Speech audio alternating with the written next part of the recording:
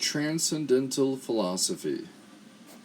By insisting on the indispensability of this kind of reflective move, Husserl is affirming that he belongs to a tradition in philosophy that is called transcendental philosophy. On this philosophical approach, the aim is not to conduct any straightforward, first-order investigation of worldly objects in order to disclose new facts, as if the philosopher were like the botanist or a marine biologist.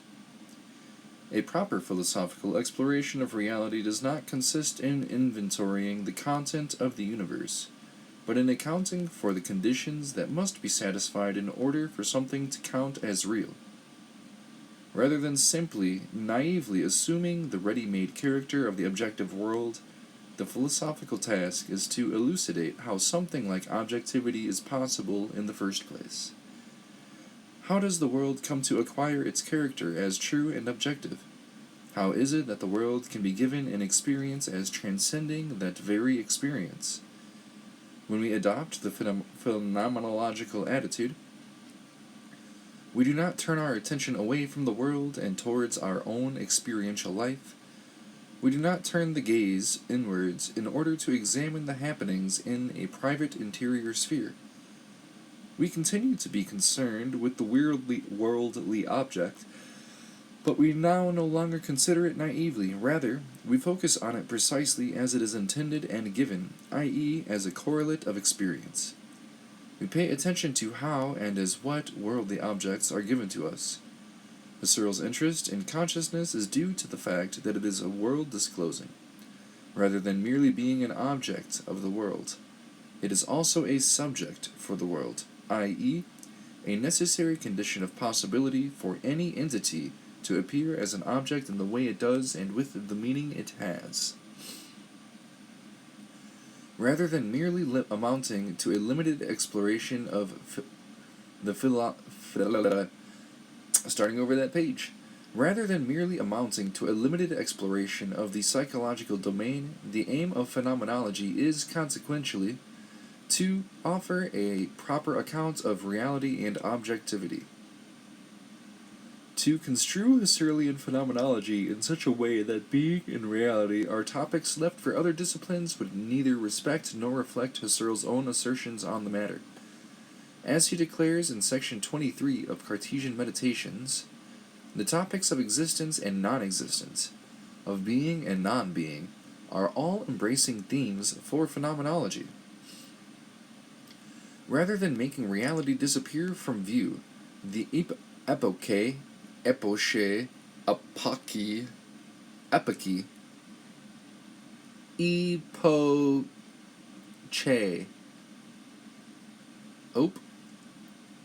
I am not going to work out tonight. And reduction is precisely what allows reality to be investigated philosophically. In his early lecture course, History of the Concept of Time, Prolegomena, Heidegger discussed Husserl's phenomenological methodology and at one point offered the following quite acute characterization. This bracketing of the entity takes nothing away from the entity itself, nor does it purport to assume that the entity is not. This reversal of perspective has rather the sense of making the being of the entity present. This phenomenological suspension of the transcendent thesis has but the sole function of making the entity present in regard to its being. The term suspension is thus always misunderstood when it is thought that in suspending the thesis of existence and by doing so, phenomenological reflection simply has nothing more to do with the entity. Quite the contrary, in an extreme and unique way, what really is at issue now is the determination of being, of the very entity. That's interesting. I was just listening to a DeLanda lecture, and I vaguely remember some quip about Wittgenstein, where he was saying that Wittgenstein doesn't really give you lots of theory. He just problematizes stuff. And one of the questions that he has to do with when you're pointing to something, why is it that it's known that the pointing goes from the wrist to the finger rather than from the finger to the wrist. And that was what I thought of with the reversal of perspective. The reversal of perspective has rather the sense of making the being of the entity present. I don't know. That's probably a stupid correlation to draw. But, yeah. The reversal of perspective making the being of the entity present made me think of pointing. But the pointing is,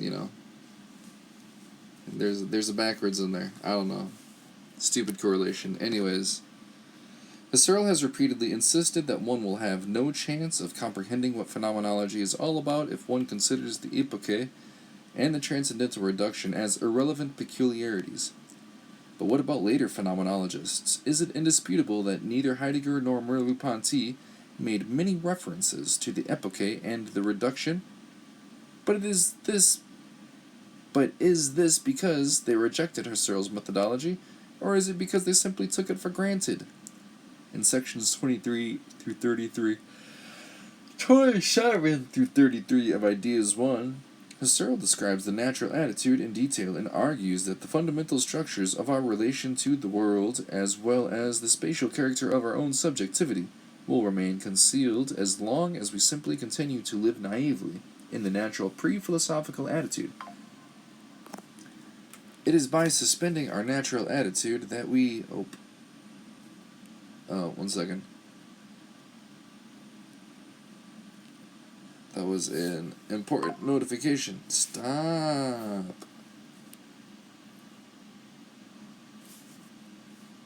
Oh my gosh.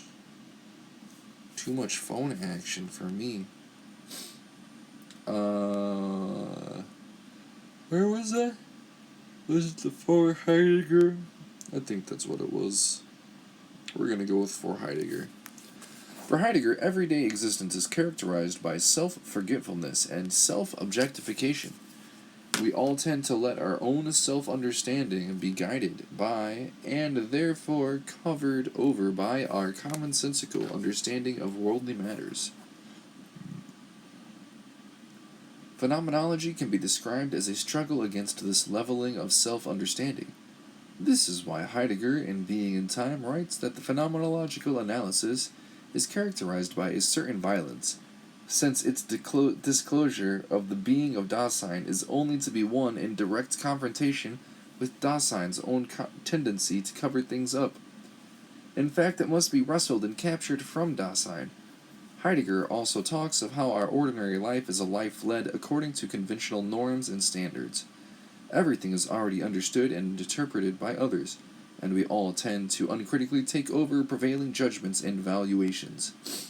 By leaving all of these unquestioned, we feel safe and at home, and have no real incentive to start asking fundamental and unsettling questions. But certain events, for instance, being overwhelmed by anxiety, can make everyday familiarity collapse, can make even the most familiar of places unfamiliar and uncanny. In such situations, it will be impossible to simply continue to rely on conventional interpretations of the world. To that extent, anxiety can be seen as a happening that might rupture our natural thoughtlessness and propel us into philosophical questioning. If we next consider phenomenology of perception, we find Merleau-Ponty writing as follows. Sorry for all the yawning. It's like frickin' 10:30 here. Almost on the dot. Wow. I am tired. I've been up since 2 a.m.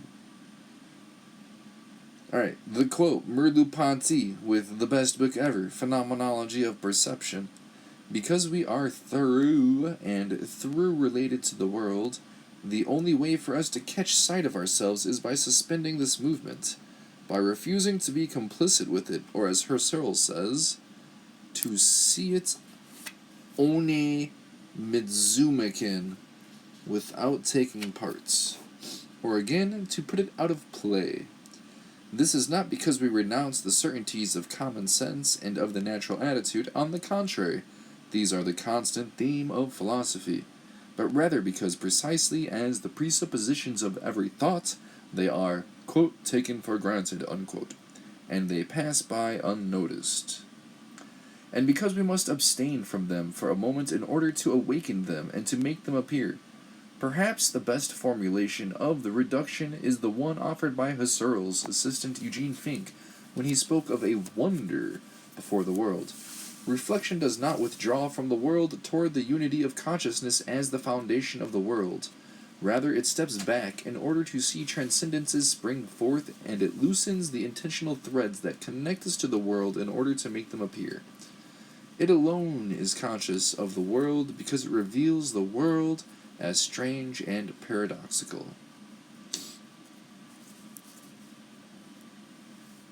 Wow.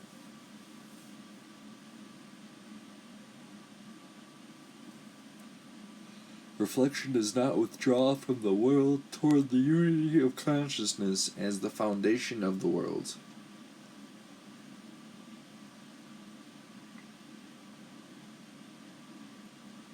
So reflection ain't doing the uniting of consciousness.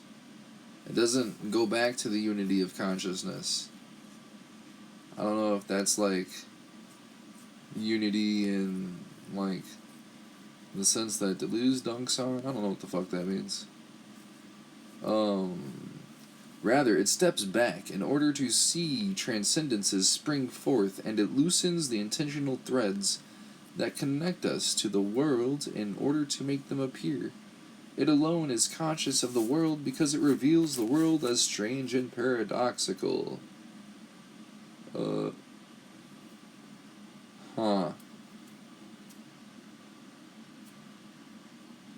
It reveals the world as paradoxical, not that it itself is paradoxical. Feels weird, man. I hope someone at some point listens to this and tells me what the fuck that's about. Lots of F-bombs, whoops, sorry. In the same book, we will also find Merleau-Ponty arguing that we need to break with our familiar acceptance of the world if we are to understand the latter properly, and that a proper investigation of consciousness cannot take place as long as the absolute, i.e., mind-independent existence of the world is left unquestioned. Neither Heidegger nor Merleau-Ponty would have accepted the claim that the task of phenomenology is to describe objects or experiences as precisely and meticulously as possible, nor do they take it to be concerned with an investigation of the phenomena in all their factual diversity. For both of them, philosophy is characterized by a quite different stance than the one found in the positive sciences. The epoche and the reduction are Husserl's terms for the reflective move that is needed in order to attain the stance of philosophical thinking. Despite the disagreements they might have with the various details of Husserl's program, both Heidegger and Merleau-Ponty are fully committed to this reflective move. For both Merleau-Ponty and Heidegger, positive science takes certain ideas about the mind-independent nature of reality for granted, and seems to consider such ideas exempt from critical scrutiny. Yeah, okay. That tracks.